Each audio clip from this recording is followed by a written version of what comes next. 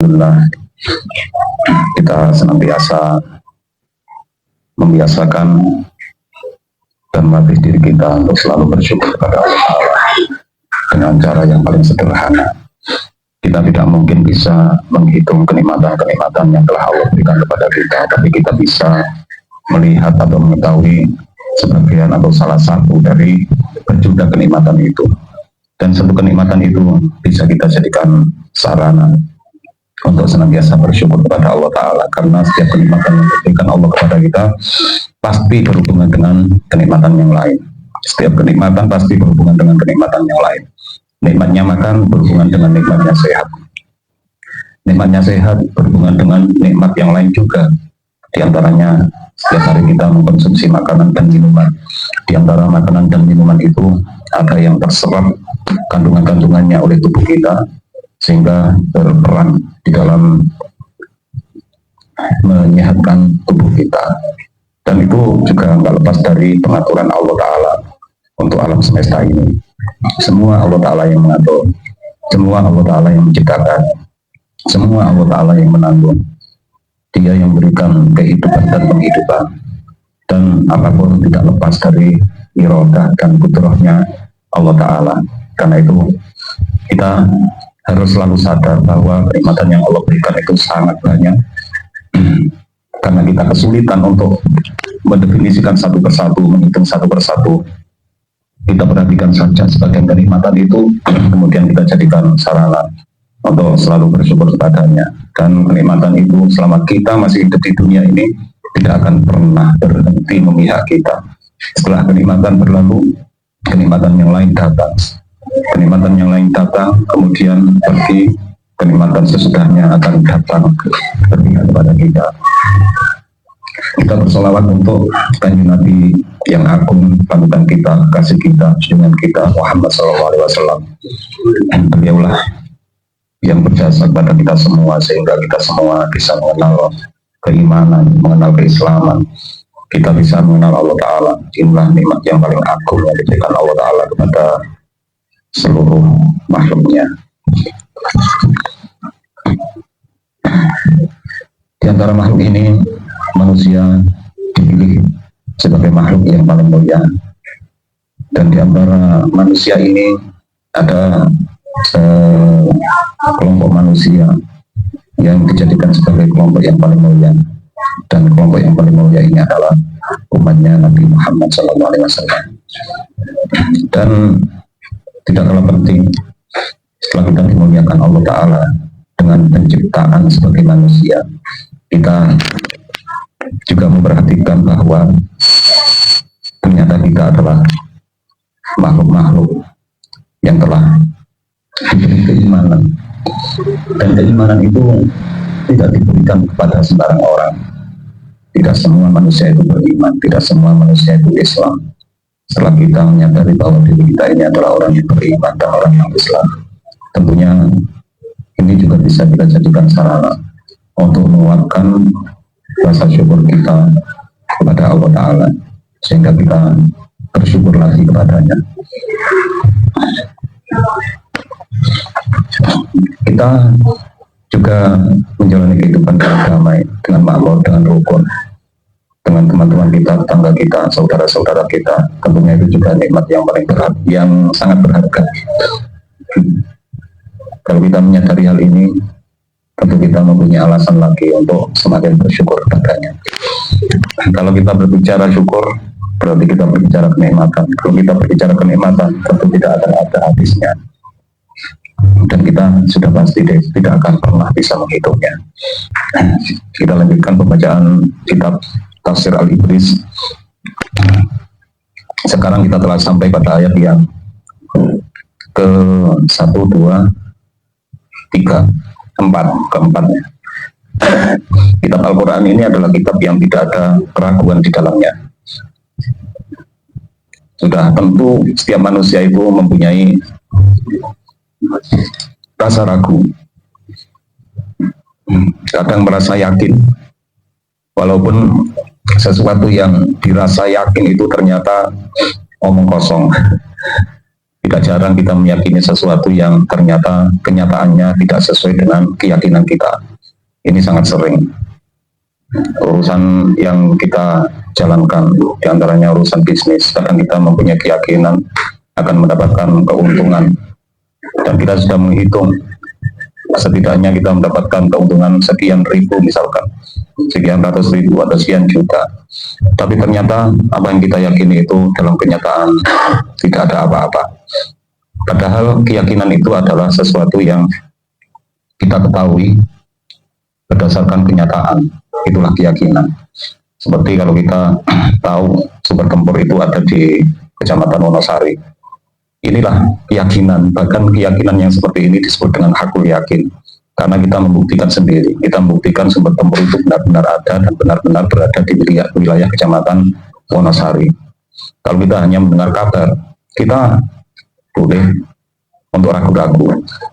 Dan anehnya orang-orang sekarang yang suka melihat YouTube, melihat TikTok, melihat Facebook, melihat WhatsApp, ketika mendapatkan informasi banyak yang langsung percaya, padahal mereka belum pernah membuktikan. Kepercayaan yang seperti itu jauh dari keyakinan, karena kenyataannya itu ternyata banyak yang tidak sama dengan keyakinan.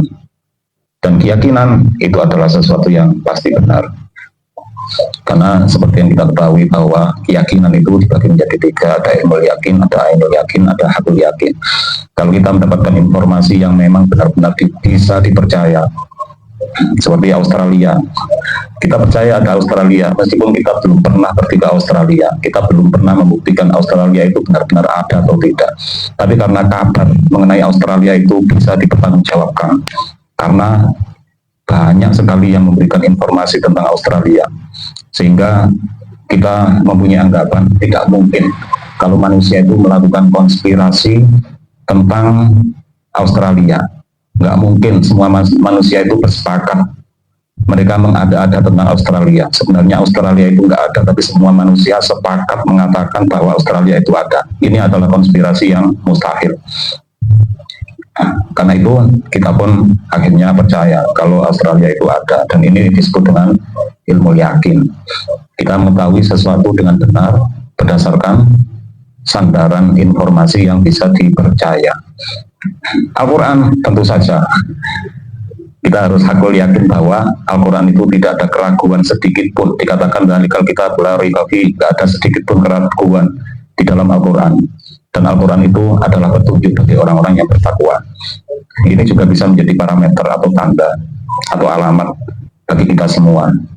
Kalau kita melihat Al-Quran bisa mendapatkan hidayah, mendapatkan petunjuk, mendapatkan arahan, mendapatkan pencerahan. Kita harus bersyukur kepada Allah Ta'ala. Berarti ada setidaknya benih-benih atau ada sedikit ketakwaan di dalam hati. Karena dikatakan hudan lil muttaqin, hanya orang-orang yang bertakwa yang bisa mendapatkan petunjuk dari Al-Quran. Umpama ada orang yang selalu mempelajari Al-Quran, dia membaca, dia menelaah, dia mentadabburi atau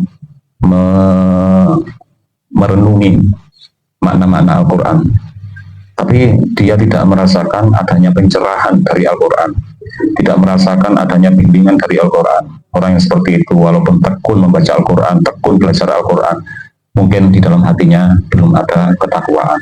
Hanya orang yang bertakwa yang bisa mendapatkan pencerahan dari Al-Quran. Lalu dijelaskan siapakah orang-orang yang bertakwa, alladzina yu'minuna bil ghaibi wa yuqimuna sholata wa mimma razaqnahum yunfiqun. Orang-orang yang beriman dengan sesuatu yang gaib, mendirikan sholat, dan terhadap sebagian rezeki yang telah Allah berikan kepada mereka, mereka mau berinfak. Ini yang pertama, yu'minuna bil ghaibi, percaya terhadap sesuatu yang gaib. Kalau masyarakat Jawa itu tidak merasa asing dengan kepercayaan terhadap hal yang gaib. Apalagi Allah Ta'ala, wong Nyiroro Kidul aja mereka percaya. Ini wong Jawa ini. Sementara kalau kita bicara keimanan, kita nggak percaya adanya Nyiroro Kidul pun nggak masalah, karena Allah dan Rasulullah tidak pernah mewajibkan kita untuk percaya pada Nyiroro Kidul. Selain rukun iman yang jumlahnya ada 6 itu, kita nggak wajib percaya. Kita nggak wajib percaya. Nah, tapi terhadap Australia mengapa kita harus percaya? Ya karena kalau kita nggak percaya adanya Australia itu justru menunjukkan kalau kita ini orang yang ngecor kasarnya wong longor, wong longor. Maksudnya tentang keberadaan Australia itu informasinya kan sudah bisa dipertanggungjawabkan, sehingga kalau kita nggak percaya itu justru menunjukkan kekonyolan kita. Meskipun ya umpama kita nggak percaya adanya Australia itu juga nggak dosa karena nggak ada di dalam rukun iman.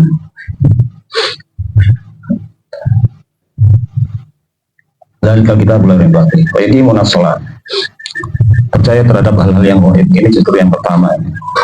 Ya kayak Australia bagi kita itu goib karena kita nggak pernah menyaksikan sendiri sesuatu yang belum pernah kita buktikan sendiri itu bisa dibilang sebagai sesuatu yang goib. Sesuatu yang goib itu sangat banyak. Setelah ini itu juga sesuatu yang goib karena belum terjadi. Yang terjadi pada hari esok itu juga goib kalau kita nisbatkan pada waktu saat ini. Apa meneh sing kok lakoni iki sesuatu yang goib tapi aku percaya. Pokoknya saya urip aku melakukan sesuatu. Yuk minuna bil goib. Allah Ta'ala, kalau Allah Ta'ala itu goib atau tidak ya? Ya bisa dibilang goib, tapi dalam ayat yang lain disebutkan wal awal wal akhir wal zahir wal batin. Allah Ta'ala itu maha zahir, tapi Allah Ta'ala itu juga maha batin. Allah Ta'ala zahir dengan ciptaan-ciptaannya, dan Allah Ta'ala itu batin. Kalau kita ingin melihat zatnya, itu kita nggak bisa untuk saat ini. Wajah Allah itu bagaimana, kita nggak bisa untuk membuktikan di dalam kehidupan dunia. Ada banyak hal yang tidak bisa kita saksikan secara langsung, tapi ada banyak hal yang bisa membuktikan keberadaan Allah Ta'ala. Kalau kita lihat nggak bisa, tapi kalau kita melihat ciptaan-ciptaannya, kita akan terarahkan, kita akan mendapatkan petunjuk mengenai keberadaan Allah Ta'ala. Dia tidak bisa dilihat, tapi dia bisa dirasakan di dalam jiwa. Itulah Allah Ta'ala. Malaikat sesuatu yang goib, kita harus percaya. Selain malaikat, kembali pada orang Jawa, jangankan malaikat, wong setan aja mereka percaya. Bahkan setan khas Jawa itu ada setan yang hanya ada di Jawa, di luar Jawa nggak ada. Contohnya seperti Gondoruo, Banaspati, ini yang Jawa tuh. Wong Jawa percaya orang kuntilanak. Padahal mungkin jenengan sering nanti ketemu kuntilanak. Sekilas ketok-ketokan mau nyawa tenan. Tapi memang setan itu benar-benar ada, dan banyak kok manusia yang pernah berjumpa dengan setan, pernah melihat setan, termasuk hantu. Hantu itu setan yang menjelma dan menggoda manusia secara kasat mata, dan itu memang ada penjelasannya.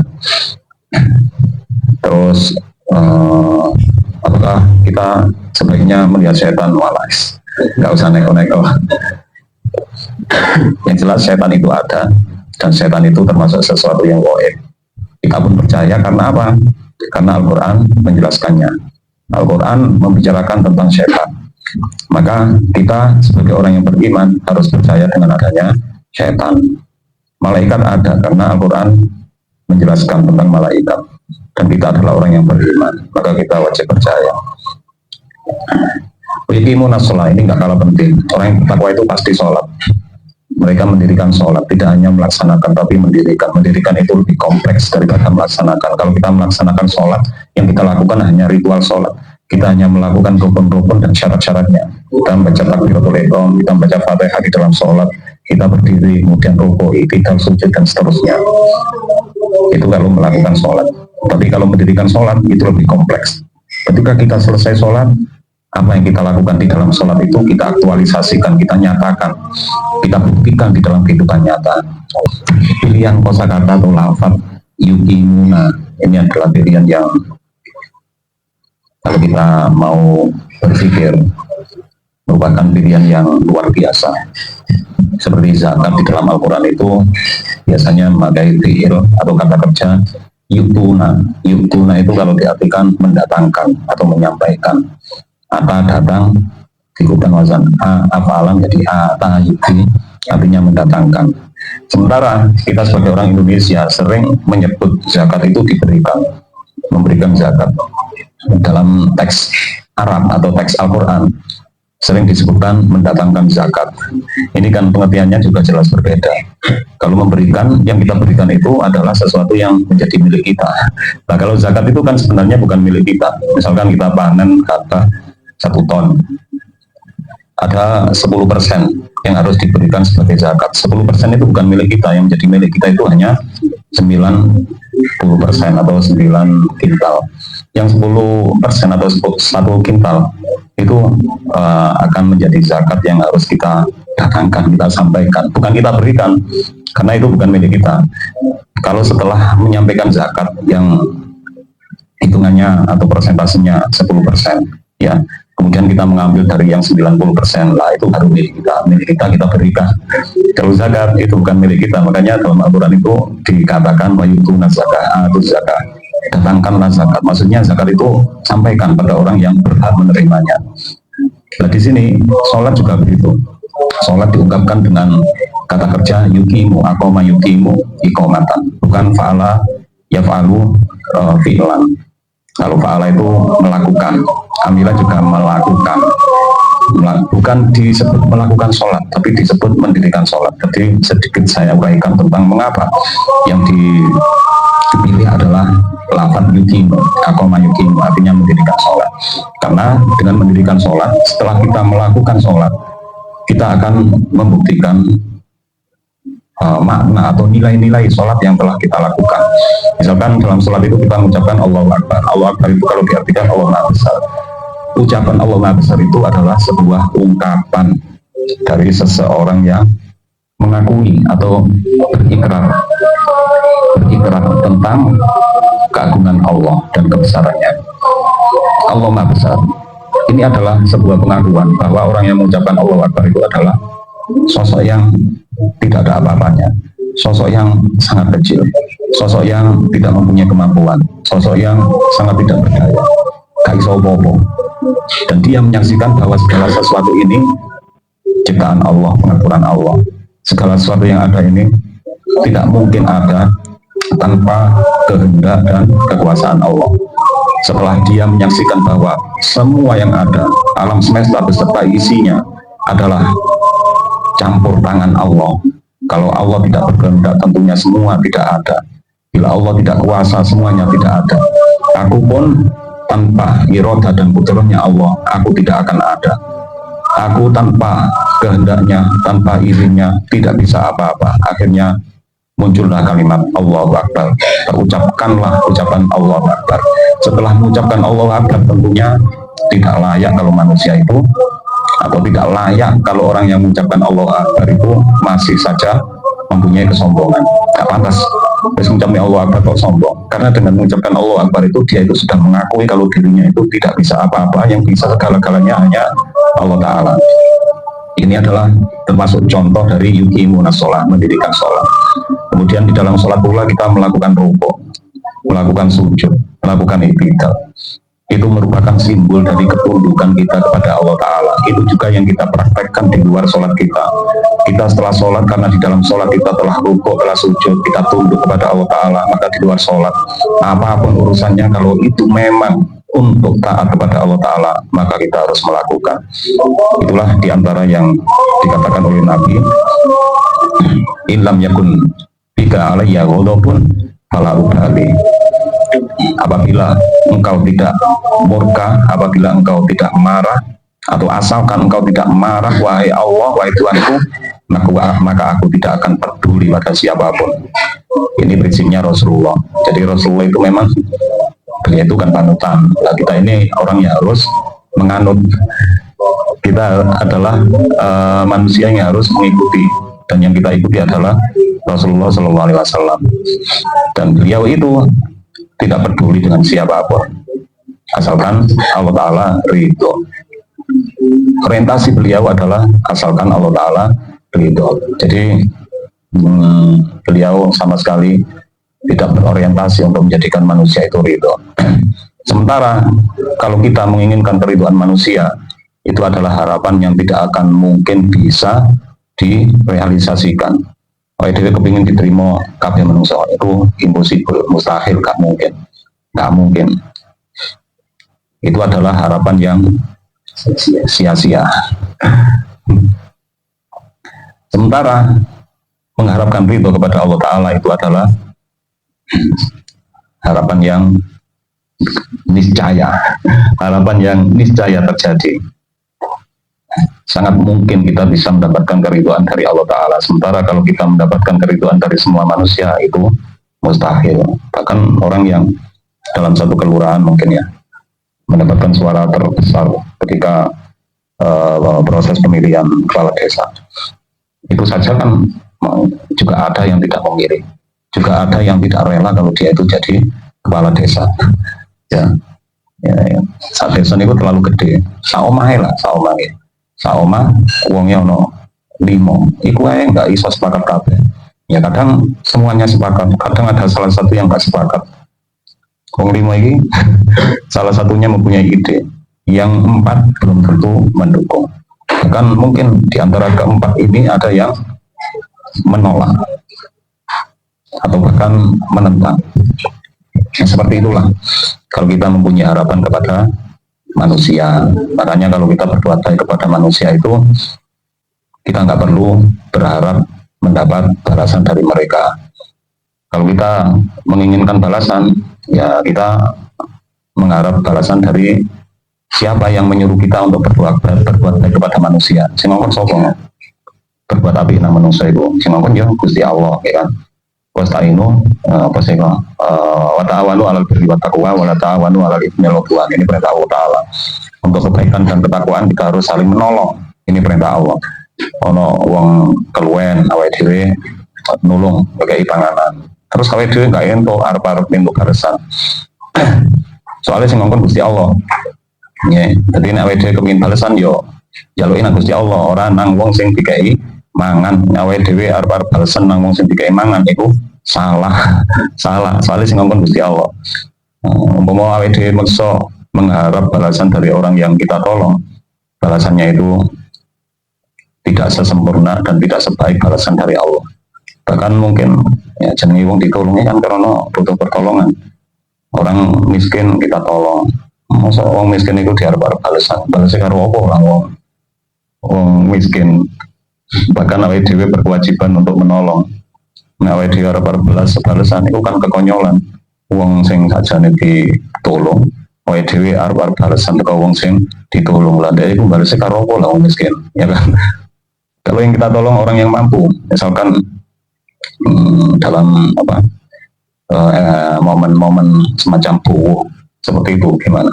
Ya tetap kita minta balasan kepada Allah Ta'ala, kita mengharap balasan kepada Allah Ta'ala. Orang nang wong sing dibuuhi, awake dhewe arep balasan nang wong sing dibuuhi, kita nanti akan kecewa. Boleh jadi dia itu lupa, boleh jadi dia itu sudah meninggal dunia, ya kan?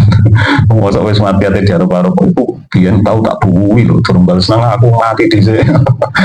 Ya iki aneh arep nang manusia. Sementara kalau kita mengharap balasan dari Allah, Allah tidak akan mati dan Allah tidak akan miskin. Dia itu selalu kaya.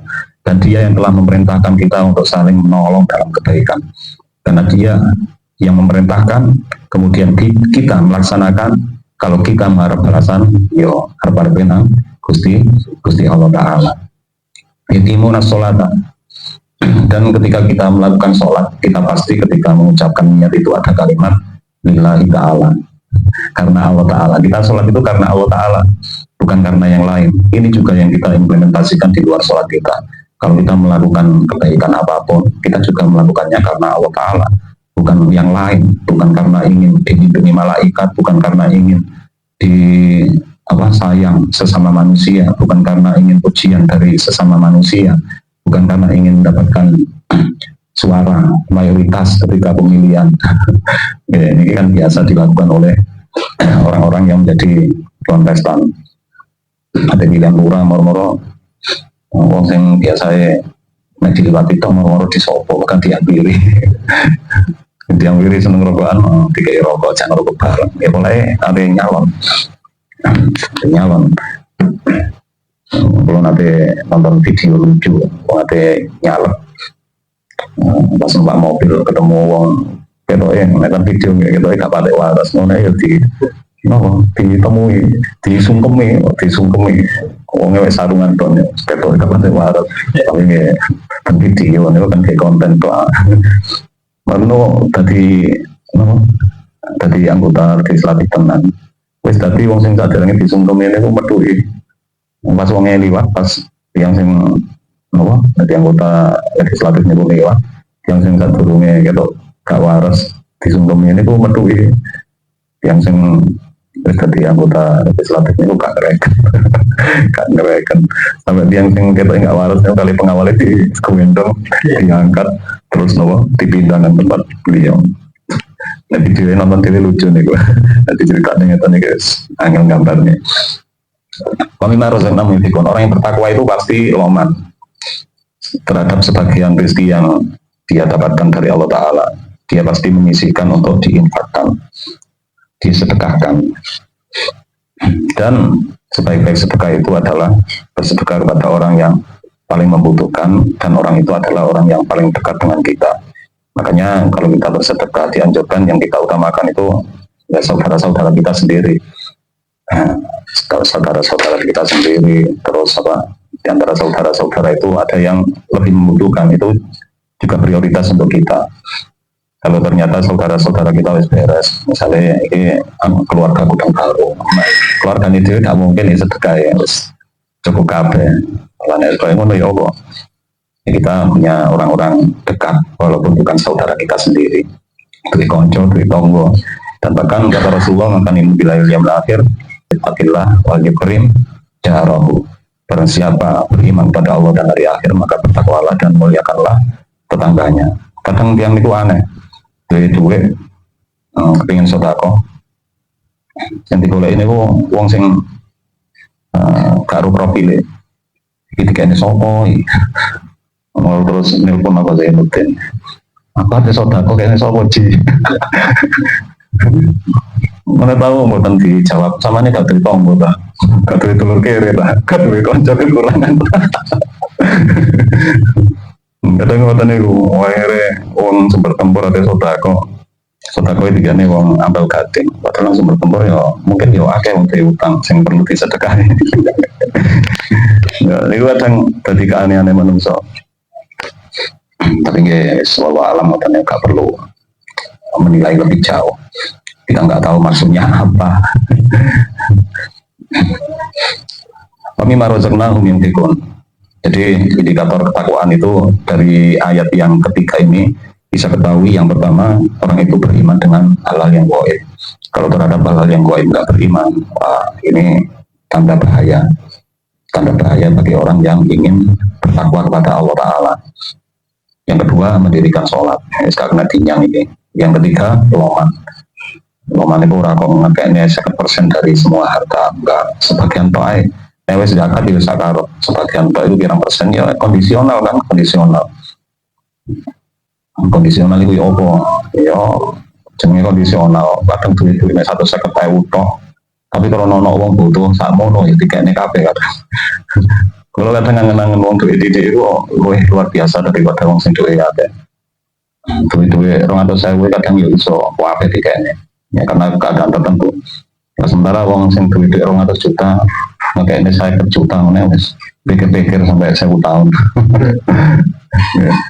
Kayak lari-lari yang mondok atau kos kadang duit kali 50.000 mana yo kok apa digane koncone sementara yang duit 50 juta gak kira ayo melu aku ngenteni duit 50 juta gak kira yang duit 50.000 ayo ngopi masak konco sampai dari duit.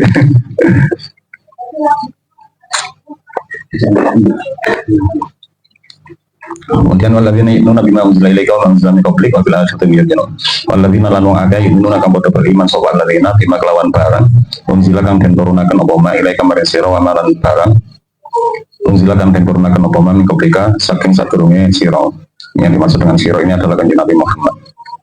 Wa bil akhirati lan kelawan akhirat mutawi Alladzina iku yuqinuna padha yakin, padha meyakinaken sapa alladzina. Ini indikator yang keempat. Indikator untuk apa? Untuk orang-orang yang bertakwa. Mereka itu beriman kepada apa yang diturunkan kepada Kanjeng Nabi, yaitu Al-Quran. Selain itu juga beriman atau percaya kepada sesuatu atau kitab atau wahyu yang telah diturunkan sebelum Nabi Muhammad. Sementara mereka meyakini adanya akhirat. Di sini disebutkan bima unzila ilaika, mengimani apa yang diturunkan kepadamu. Ini sesuai dengan keadaan pada zaman Nabi. Orang-orang ahli kitab pada saat itu, ya, orang-orang Yahudi, orang-orang Nasrani pada saat itu hanya mengimani kitab-kitab mereka. Orang-orang Nasrani mengimani kitab Injil, orang-orang Yahudi mengimani kitab Taurat. Dan ketika Al-Quran diturunkan, mereka enggan untuk beriman. Makanya ayat keempat ini disebutkan walladzina yu'minuna bima unzila ilaika, dan orang-orang yang beriman terhadap apa yang diturunkan kepadamu wahai Muhammad, dan beriman terhadap apa yang diturunkan sebelum kamu. Ini juga disebutkan karena kita sebagai orang yang beriman, sebagai umat Muhammad, kita mengimani Kanjeng Nabi Muhammad.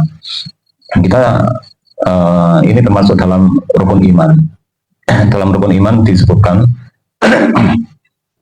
diantaranya adalah beriman kepada kitab-kitab, beriman kepada kitab-kitab, baik kitab Al-Quran dan kitab yang diturunkan sebelum Al-Quran. Dan setidaknya yang harus kita ketahui mengenai kitab-kitab yang diturunkan kepada para nabi itu ada 4. Ada kitab Taurat, kitab Zabur, kitab Injil, dan kitab Al-Quran. Sementara orang-orang ahli kitab pada zaman Nabi hanya mempercayai kitab mereka dan tidak mempercayai kitab yang diturunkan pada Kanjeng Nabi. Mereka percaya Taurat tapi tidak percaya Al-Quran. Mereka percaya Injil tapi tidak percaya Al-Quran. Kita Islam, kepercayaan kita sempurna. Kita percaya pada Al-Quran dan juga percaya pada kitab-kitab sebelumnya, yaitu Injil, Zabur, dan Taurat. Ini tidak bisa dipisah-pisahkan. Walaupun kita umat Muhammad, kita nggak boleh hanya percaya pada Al-Quran. Sementara terhadap kitab-kitab yang lain tidak percaya. Kalau kita tidak percaya pada kitab-kitab yang lain, berarti kita mendustakan nabi-nabi sebelum Nabi Muhammad. Wabil akhirat yuqinun, dengan akhirat mereka itu meyakini. Nah, kembali pada kata yakin yang di awal pertemuan ini kita bahas. Orang yakin, ya. Kita mengimani adanya akhirat itu seperti orang yang meyakini, karena keyakinan terhadap hal yang gaib itu sebenarnya hanya sebatas dzon, sebatas prasangka. Bila prasangka itu sangat kuat, maka disebut dengan keyakinan, atau disebut seolah-olah menjadi keyakinan. Sementara keyakinan yang sebenarnya itu disertai dengan pembuktian, ya. Keyakinan yang sebenarnya itu disertai dengan pembuktian. Untuk membuktikan keberadaan alam akhirat kita nggak bisa, sehingga kita cukup hanya dengan mempunyai sangkaan yang kuat. Artinya apa? Karena akhirat itu dibicarakan oleh Al-Quran, dan Al-Quran itu adalah kalamullah. Allah Ta'ala di awal Al-Quran mengatakan la raiba fihi. Al-Quran itu tidak ada keraguan sedikit pun. Karena itulah, karena Al-Quran yang membicarakan akhirat, kita harus meyakini keberadaan akhirat. Ya, kita meyakini keberadaan akhirat. Kalau kita nggak meyakini keberadaan akhirat, maka kita ketika menjalani kehidupan dunia ini tentunya akan merasa gamang. Artinya gamang apa? Balasan yang paling sempurna itu dari Allah Ta'ala, dan balasan yang paling sempurna itu diberikan di alam akhirat, karena alam akhirat itu kekal, alam akhirat itu abadi, tidak ada balasannya. Sementara di dunia ini tidak ada yang abadi, termasuk balasan. Kalau kita mendapatkan balasan di dunia, itu nilainya bila dibandingkan dengan balasan di akhirat tentu tidak seberapa. Selain itu tentang keadilan, di dunia ini kita sulit mendapatkan keadilan, dan keadilan yang benar-benar adil itu hanya keadilan yang didapatkan dari pengadilan Allah Ta'ala. Dan pengadilan Allah Ta'ala itu akan terjadi di alam akhirat, meskipun sebagian juga terjadi di dalam kehidupan dunia. Tapi apapun yang ada di dunia ini dibandingkan dengan yang ada di akhirat, tidak ada apa-apanya. Seperti rahmatnya Allah Ta'ala. Disebutkan dalam sebuah hadis bahwa rahmatnya Allah Ta'ala itu ada 100, tapi yang diberikan untuk semua makhluk di dalam kehidupan dunia itu hanya 1% saja, sementara 99% akan diberikan di dalam kehidupan akhirat dan hanya diberikan kepada orang-orang yang beriman. Seperti itulah tentang akhirat. Kalau kita mengharapkan keadilan, keadilan yang sebenarnya adalah keadilan akhirat. Mengapa kita mempercayai atau meyakini adanya akhirat? Karena yang membicarakan akhirat adalah Al-Quran. Mengapa kita meyakini kebenaran Al-Quran? Karena kita bisa membuktikan kebenarannya.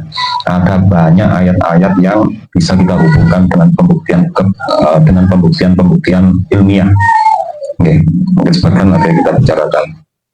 Banyak kata ayat-ayat yang mungkin waktu itu dianggap nggak masuk akal, tapi benar-benar terjadi, dan itu nggak hanya 1-2 kali, bahkan sampai-sampai apapun bisa dibuktikan kebenarannya kalau itu memang datang dari Al-Quran. Karena itulah nggak ada alasan bagi kita untuk tidak meyakini kebenaran Al-Quran. Karena itu ketika Al-Quran berbicara akhirat, kita sebagai orang yang beriman tentunya harus yakin keberadaan akhirat. Bahkan di sini disebutkan mempercayai atau meyakini akhirat itu termasuk indikator ketakwaan. Jadi orang yang bertakwa itu yang pertama beriman terhadap hal yang gaib, yang kedua mendirikan sholat, ketiga mau bersedekah atau infak, yang keempat beriman pada wahyu yang diturunkan kepada Nabi Muhammad dan wahyu yang diturunkan sebelum Nabi Muhammad. Berikutnya atau yang terakhir adalah meyakini akhirat. Kemudian ulaika aludam rabbihim ulaika muflihun. Mereka adalah orang-orang yang berada di atas petunjuk atau hidayah dari Tuhan, dan mereka adalah orang-orang yang beruntung. Mengenai pembahasan lebih lengkap insya Allah kita lakukan pada pertemuan berikutnya. Sekarang silakan pertemuan ekonomi Allah Ta'ala memberikan hidayah kita terlepas toyo seiring dengan pembacaan kitab tasrih. Al-Fatihah. Assalamualaikum warahmatullahi wabarakatuh.